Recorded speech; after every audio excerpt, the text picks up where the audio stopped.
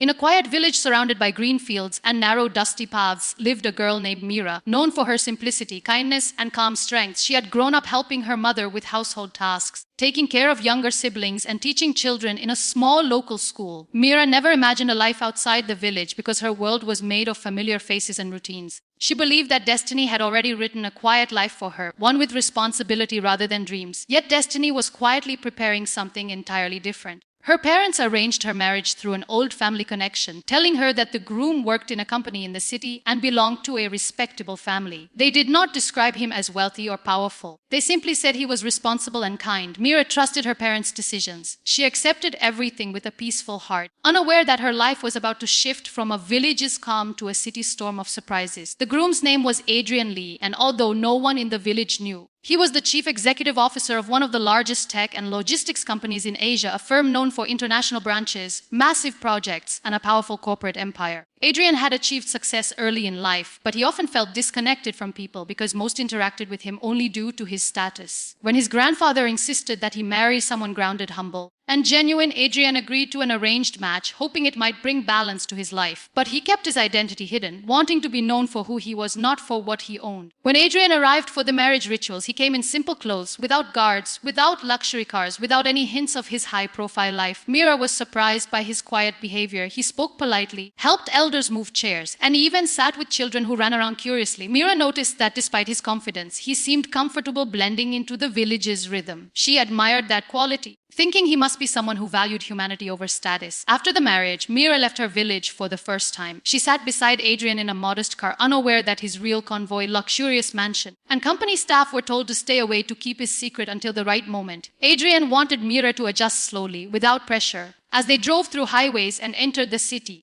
Mira felt her heartbeat rise. Tall buildings, bright lights, and heavy traffic were worlds apart from where she grew up. She wondered silently what kind of life awaited her. When they reached Adrian's home, it was actually a guest house he owned, a simple place where she would not feel overwhelmed. Adrian knew how drastic the change could be, and he respected her innocence. Mira noticed his care and thought he was simply considerate. She had no idea she was married to a man whose decisions influenced thousands of employees. Every morning, Adrian left early, saying he worked in a regular office. Mira spent her mornings learning city routines, exploring the neighborhood markets, and slowly adjusting to modern life. She missed her village sometimes, especially the quiet mornings and friendly faces, but she reminded herself that marriage meant embracing new journeys. Adrian always checked on her, asking if she was comfortable or needed anything. Meanwhile, Adrian's company staff remained confused because their CEO kept his personal life highly private. Only his trusted assistant, Hannah, knew the truth. Adrian informed the board members that he needed a few days of soft transition before presenting his wife publicly. Hannah respected his wish, understanding how rare it was for someone in his position to desire normalcy. One day, Mira decided she wanted to understand Adrian's workplace better. She told him during breakfast that she hoped to visit his office someday. Adrian was amused and nervous at the same time, because the moment she stepped there, his identity would be exposed. But he also knew she deserved to know the truth, so he agreed to take her. Adrian arranged a simple entry without spotlight, instructing the security team to behave as if nothing unusual was happening. However, the moment he stepped inside the massive building, workers stood automatically in disciplined lines. Employees bowed respectfully, greeting him with corporate etiquette. Mira looked around, confused. She wondered why everyone treated him differently. When they entered the executive floor, a group of board members approached. One of them said, "Sir, the presentation is ready. Shall we begin?" Mira stopped walking. She looked at Adrian, who inhaled deeply. It was the moment he could no longer hide. He turned gently toward her and said, "Mira, I haven't been completely honest. I wanted you to know me as a person before knowing my position. I am the CEO of this company." Mira felt like she had stepped into another reality. She thought her husband was an ordinary employee,